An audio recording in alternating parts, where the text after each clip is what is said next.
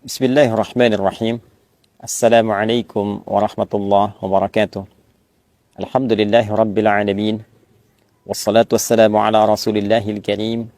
Nabiyyina wa sayyidina Muhammadin wa ala alihi wa sahbihi ajma'in. Wa ba'd. Saudara-saudariku, dimanapun berada, Alhamdulillah kita sangat bersyukur pada Allah Subhanahu wa Ta'ala yang telah melimpahkan nikmat begitu ruah kepada kita sampai dengan detik ini di kesempatan Ramadan, dan alhamdulillah kita diberikan kemampuan untuk meningkatkan ibadah yang menghiasi hari-hari dan malam-malam Ramadan yang kita dapati sampai detik ini. Semoga Allah Subhanahu wa Ta'ala berkenan menerima seluruh rangkaian amal ibadah yang kita tunaikan sampai dengan detik ini. Teman-teman, di antara keutamaan dan keistimewaan Ramadan seperti pernah kita ulas adalah bulan yang menghadirkan limpahan kesempatan untuk bermunajat kepada Allah Subhanahu wa Ta'ala. Di antara munajat itu dapat kita arahkan khusus untuk memohon ampunan Allah Subhanahu wa Ta'ala. Dengan kata lain, Ramadan adalah bulan kesempatan untuk bertaubat kepada Allah Subhanahu wa Ta'ala. Ramadan adalah bulan untuk memperbanyak permohonan ampunan kepada Allah Subhanahu wa Ta'ala. Namun demikian, penting untuk kita bersama mempelajari lagi bahwa taubat adalah bagian dari ibadah. Istighfar bagian dari ibadah. Layaknya ibadah, maka ia memiliki cara, memiliki adabnya, memiliki aturannya. Salat, ibadah, memiliki aturan. Membaca Al-Quran, ibadah, memiliki aturan. Berdoa, ibadah, memiliki aturan. Maka taubat pun ketika digolongkan pada ibadah, ia memiliki adab, memiliki cara, memiliki aturan. Banyak diulas untuk bertaubat, tentu mesti ada pengakuan, mesti ada penyesalan, mesti ada kesadaran untuk memperbaiki diri dan berkomitmen untuk berbuat lebih baik dibandingkan dengan hari-hari yang telah berlalu. Menutup yang salah dengan yang soleh, membuktikan kepada Allah bahwa kita telah berubah. Itulah inti taubat. Namun yang jarang dikaji adalah tentang dua jenis dosa yang penting kita ketahui, sehingga dengan pengetahuan itu kita memahami dengan baik bagaimana caranya bertobat, memohon ampunan terkait dengan jenis dosa yang mungkin pernah kita kerjakan dalam berkehidupan. Secara umum teman-teman, dosa dibagi pada dua bagian. Secara umum, yang pertama, dosa seorang hamba kepada Tuhannya, hubungannya langsung dengan Allah Subhanahu wa Ta'ala. Alaqatil makhluk bil khaliq. Hubungan antara makhluk, yaitu kita semua yang tercipta, dengan Khalik, Allah Subhanahu wa Ta'ala yang menciptakan kita. Ada banyak perintah-perintah secara langsung dari Allah kepada kita, khususnya berupa perintah pengabdian, ibadah, kebertuhanan kita kepada Allah Subhanahu wa Ta'ala, yang kadang juga direspon dengan respon yang kurang baik, atau bahkan ada yang tidak menunaikannya. Contoh, saat Allah perintahkan kita menunaikan sholat, maka ada sebagian hamba yang tidak mengindahkannya. Bahkan, bukan hanya malas, dia tidak menunaikan sholat seperti yang Allah perintahkan. Tentu itu melahirkan dosa. Allah perintahkan dia untuk mengkaji Al-Quran, membaca Al-Quran, bahkan belum punya waktu yang cukup untuk sekedar membacanya. Allah perintahkan untuk berpuasa, bahkan ia belum punya kekuatan untuk memotivasi dirinya demi menunaikan apa yang Allah perintahkan itu. Hal-hal demikian adalah hal-hal yang terkait langsung hubungan kita secara vertikal dengan Allah Subhanahu wa Ta'ala. Maka apa yang dilakukan dalam hal tobat yang dimaksudkan? Yang pertama, tentu kita menengadahkan diri, kita bersimpuh kepada Allah Subhanahu wa Ta'ala untuk memohon ampunan sempurna kepada Allah dari semua dosa-dosa yang terkait hubungan kita langsung dengan Allah Subhanahu wa Ta'ala. Bagaimana cara melakukannya? Ada beberapa metode, ada beberapa cara. Di antaranya bisa kita lakukan melalui sholat. Karena hakikat dari sholat yang kita kerjakan, di dalamnya berisi banyak doa. Di antara sekian ragam doa, wujudnya adalah permohonan ampunan kepada Allah Subhanahu wa Ta'ala. Dalam ruku' kita meminta ampunan, baik membacakan subhana rabbiyal azim wa bihamdi, ataupun subhanakallahumma rabbana wa bihamdika Allahumma gfirli, ya Allah ampuni aku. Pun demikian, bahkan dalam sujud juga ditemukan kalimat yang serupa. Duduk di antara dua sujud, kalimat pertamanya Rabbi gfirli, ya Allah ampuni aku. Bahkan di pembuka sholat dalam iftitah, Di antara sekian rangkaian doa iftitah, salah satunya adalah doa taubat, permohonan ampunan. Allahumma ba'id baini wa baina khatayaya kama ba'adta bainal masyriqi wal maghrib. Demikian selanjutnya hadis terkait. Ya Allah, aku mengakui banyak dosa yang aku kerjakan, banyak kesalahan yang aku perbuat. Mohon jauhkan aku antara dosa yang telah aku perbuat sejauh Engkau pisahkan timur dan barat. Aku tidak ingin berjumpa lagi. Aku ingin berpisah dengan dosa itu. Aku ingin dibersihkan ya Allah selama hidupku. Dilakukan dengan salat, dan dengan itu Allah berkenan menggugurkan semua keburukan yang pernah kita lakukan. Demikian saat seseorang di era Nabi datang kepada Rasulullah SAW sebelum Nabi menunaikan salat, dan dia berkonsultasi telah melakukan satu kesalahan yang fatal. Maka karena akan tiba waktu salat, Nabi SAW meminta orang ini untuk menahan diri sejenak. Ketika menunaikan salat, kemudian turunlah Al-Quran surah ke-11 Hud ayat 114. Aqimis salata tarafain nahar wa zulafan minal lail innal hasanati yudhibnas sayyiat. Tunaikanlah olehmu salat baik di kesempatan siang ataupun juga di kesempatan malam. Sungguh salat itu adalah perbuatan yang baik.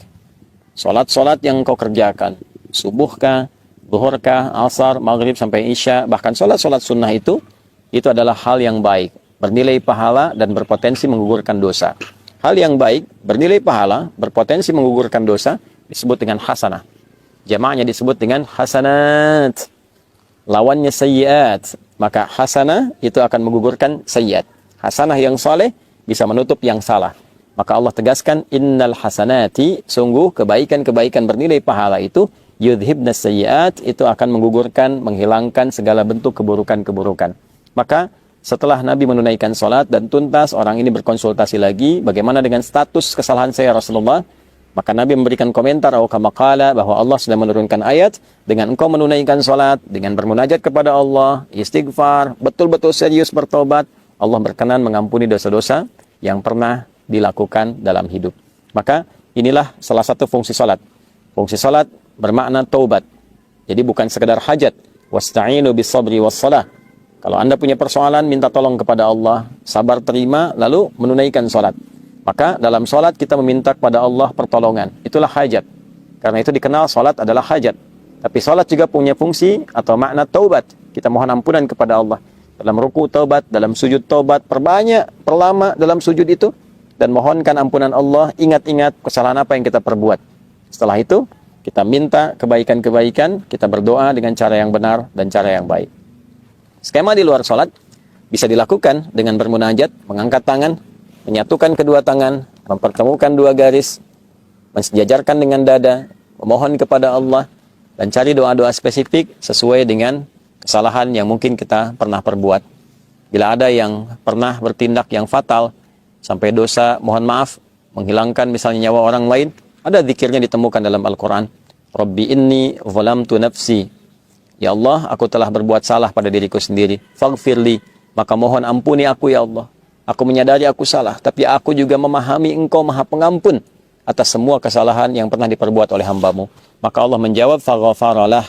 Maka Allah berkenan mengampuni dosa yang pernah ia perbuat. Itu adalah sanad atau ijazah doa yang bersumber atau berasal dari Nabi Musa alaihissalam.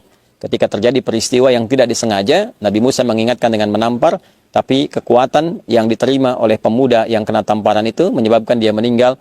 Maka refleks Nabi Musa kemudian memohon ampunan kepada Allah Subhanahu wa taala, ya karena ketidaksengajaannya, bukan dimaksudkan untuk menghilangkan nyawa atau dimaksudkan melukai orang lain. Maka yang paling penting bagi kita adalah ada sanad doa di dalamnya. Seorang Nabi, Rasul punya sifat maksum, dijaga oleh Allah. Dijaga, diperbaiki, diluruskan. Tentu ketika diizinkan perbuatan itu terjadi, salah satunya adalah untuk melestarikan doa bagi hamba yang bukan Nabi, bukan Rasul, dan melakukan kesalahan yang serupa. Ada lagi dosa-dosa yang cukup luar biasa fatalnya. Apakah terkait dengan 7 dosa besar misalnya? Ya, di dalamnya ada kemusyrikan, ada perzinaan, ada pembunuhan, dan lain sebagainya. Maka kita bisa temukan di Quran surah ke-39 misalnya, di ayat ke-53. Qul ya ibadiyalladzina asrafu ala anfusihim la taqnatu min rahmatillah. Duhai hamba-hambaku, Muhammad SAW viralkan, sampaikan kepada hamba-hambaku yang merasa dosanya begitu berlimpah, banyak, sampai akan menyimpulkan, ya Allah ini kayaknya udah nggak mungkin diampuni. Kata Allah, jangan bicara begitu. Sepanjang kau masih hidup, nyawamu belum sampai di kerongkongan, jangan putus asa dari kasih sayang dan rahmatku. Ya, jangan putus asa. Allah menyampaikan, jangan putus asa. Karena yang putus asa itu cuma setan. Ya, sepanjang kita masih hidup, selalu ada peluang. Jangan pernah dengarkan vonis manusia. Allah yang memutuskan, Allah yang memberikan solusi. Innallaha yaghfiru dzunuba jami'a. Allah menegaskan, aku ampuni semua dosamu kalau engkau mau datang serius bertobat. Ya. Dan ada juga zikir umum yang digambarkan dari beragam kesalahan, apa yang pernah kita perbuat, khususnya terkait dengan pelanggaran terhadap perintah Allah Subhanahu wa taala. Misal, pelanggaran-pelanggaran umum yang tadi disampaikan atau aspek lainnya. Maka zikir Nabi Adam bisa kita gunakan, yang dilestarikan oleh Nabi Muhammad, diajarkan pada kita. Rabbana zalamna anfusana wa illam taghfir lana wa tarhamna lanakunanna minal khasirin. Demikian ditegaskan di surah Al-A'raf itu. Itu diantara sekian yang bisa kita uraikan, bisa kita bacakan, guna setidaknya harapan untuk menghilangkan dan juga menghapuskan kesalahan yang kita perbuat dengan seizin Allah Subhanahu wa taala. Namun demikian, ada dosa-dosa pula yang terkait dengan sifat adamiyah, hablu minan nas. Al-bu'dal insanil ijtimai, aspek sosial. Ya, dengan teman, pernah menfitnah, pernah bikin hoax, ya, utang yang belum dibayar, ya tidak melahirkan dosa. Tapi ketika kadang-kadang berutang mudah, membayar utang tidak mudah, ya. Nah, seringkali ada provokasi dari setan dan itu diambil, justru terbalik. Alih-alih memberikan kemudahan kepada pemberi utang untuk membayar walau dengan mencicil. Nah, ini kadang-kadang muncul setan memprovokasi, malah membicarakan pemberi utang sendiri, atau menyebarkan kekurangannya, atau bahkan bersikap hal yang tidak baik. Ya, dia telah memberikan dengan sangat mudah, tapi ketika diminta justru yang keluar misalnya kata-kata kasar, ya, tidak dibayarkan, dalam saat yang sama justru menyebarkan aib atau membuat informasi yang salah, yang keliru, sehingga dengan tujuan ingin menutupi kesalahan yang telah diperbuat. Ini sifat dosa adami, ya, dosa yang terkait dengan sifat kemanusiaan secara sosial. Artinya fitnah, artinya hoax, artinya sifat mencela, merendahkan orang lain. Maka cara tobatnya tidak hanya dicukupkan dengan minta ampun kepada Allah, tapi diharuskan meminta maaf kepada orang yang terzalimi. Ya, jika orang itu mengabaikan, maka ditutup hubungan kita dengan dia.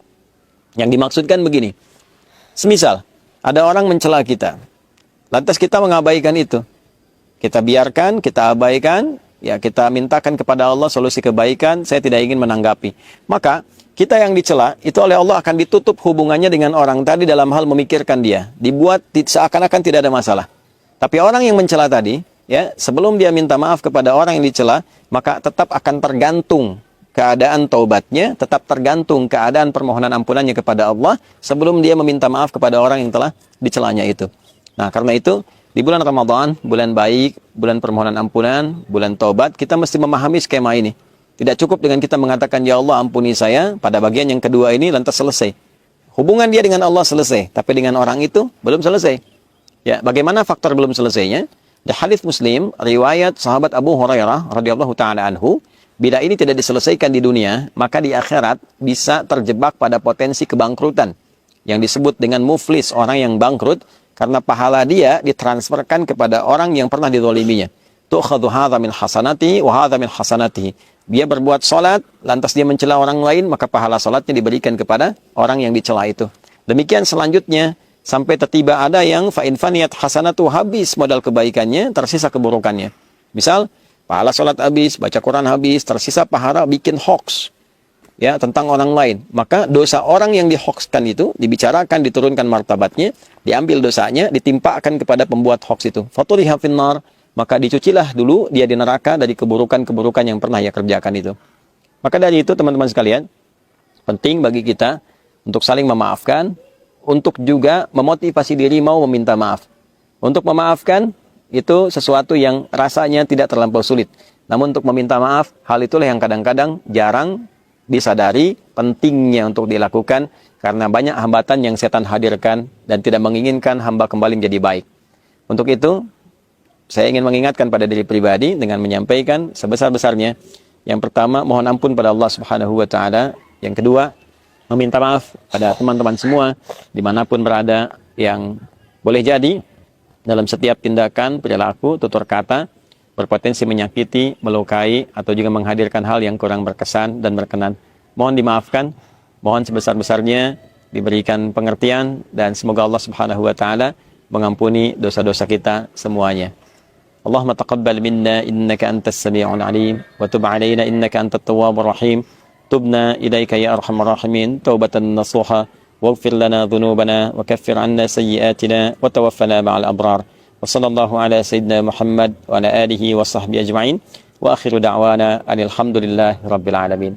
Adi Hidayat, Rabiati Khairatun Hisan dari Mira. Assalamualaikum warahmatullahi wabarakatuh.